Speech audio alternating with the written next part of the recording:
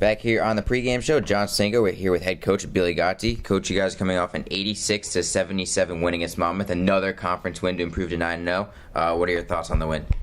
Excited about a conference win, a win on the road in conference, which can be very hard to come by at times.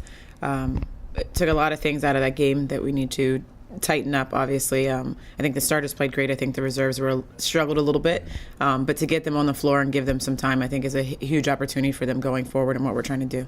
Yeah, you put them in with about 9:22 left. You guys are up by 25. Things didn't go quite according to plan. What do you think they struggled with on the floor? I think they struggled getting into a set offensively, getting into a rhythm offensively. I think we took some shots that are not characteristic of how we want to play, whether they're starters or reserves.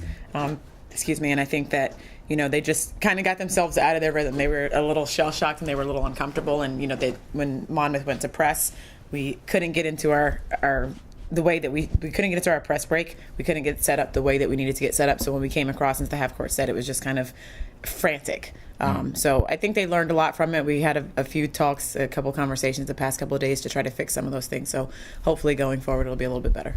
Yeah, you never want to see a performance like that from your bench players, but do you think that can motivate them moving forward, knowing that they can't just go in now and really cakewalk if they have a big lead? Do you think it'll help them in the long run? Absolutely. I think, I don't know if cakewalk. I think they were just a little nervous. I think they were trying to do some things just to affect the game and really not playing within themselves or within the system. So, they've been in the gym the past couple of days trying to figure out where they went wrong. They've been in the offices asking questions, trying to watch some film, and they're really committed to trying to make sure that they fix those things so that when their next opportunity comes, they're ready to take advantage of it. What was the mood in the locker room? You guys are up by 25, you only won by 9. Was it a little bit down knowing you guys could have won by a lot more? There was some frustration. It was good to see some of our seniors and some of our leaders step up and have some communication about what should have been done, how it should have been handled. Like I said, a win is a great win, so everybody is happy about getting a conference road win. But there was some frustration with how the game finished. You mentioned there were a lot of things you learned from that Monmouth game. What were some of the things you picked up? Again, I think that we need to be in a better rhythm. I think that everyone needs to be on the same page and know what is expected of them at every single point during that game. Learn about the heart of our starting five, that they'll get back there and gut it out and finish out a win for us. And really just, I think that Ariella Kamek helped herself a little bit. Her stats didn't show up great. She was 1 for 7 from the floor, but she did some nice things for us defensively.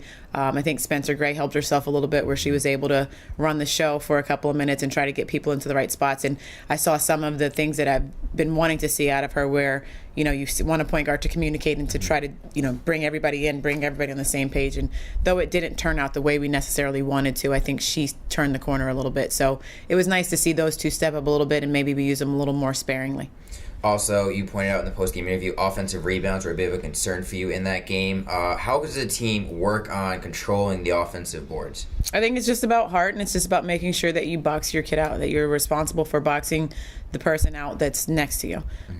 So there's been a lot of conversation about it, and that's honestly one of the things that our leaders were stepping up and saying in the locker room. We've given up so many offensive rebounds, and that's not even skill. It's just digging down deep, making sure you're committed and focused and boxing out. So hopefully that's another place where we turn the corner in today's game. Today's game is a rematch against St. Peter's back on December 31st. You beat them 65-61. What are you looking to switch this time around? I don't think that we gave it our best shot at their place. I don't think we got into a good transition game, which is what we like to do. We were out of our rhythm without Haley leading the charge, so it'll be good to have her back on the floor and kind of getting us into the right spots and really being able to go. And I'm hoping that this team comes out with some fight, and I'm knowing that we didn't play as well as we could have on the road last time. Now the Peacocks coming off a blowout loss to Marist. Now as a coach, do you look at the film from that Marist game, the St. Peter's Marist game, heavily knowing it was a blow, or do you maybe go back to the game before that and maybe take from what was more a competitive contest? Well, we'll look at all of the games. We look at the past couple of games, and you'll take a look at Marist to see, how it affected them, what they did, where they struggled a little bit. We look at our game. We look at the past 3 or 4 games just to try to figure out what they're doing new. And how we can play a little bit better against them going forward.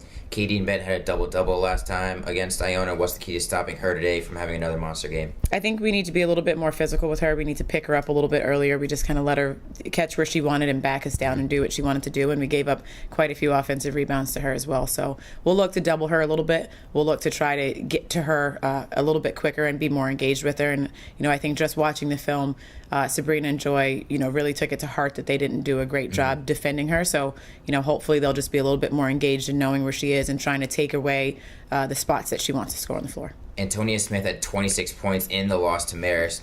Is she number one in the scouting report defensively, or is it Katie Bent you guys have to stop primarily? Both. Both. Antonia Smith did not have a great game against us, and she's a much better player than what she performed that night. So we are definitely looking for her to come in and play a lot better, play with a little bit of a chip on her shoulder, knowing that, they played us to a 4-point game at their place, and she didn't really contribute as much as she would have liked to. And then having 26 against Marist, they're probably going to come in with a ton of confidence, knowing that this is a matchup they want to avenge. What are the keys to the game today for Iona to improve to 10-0 in MAC play?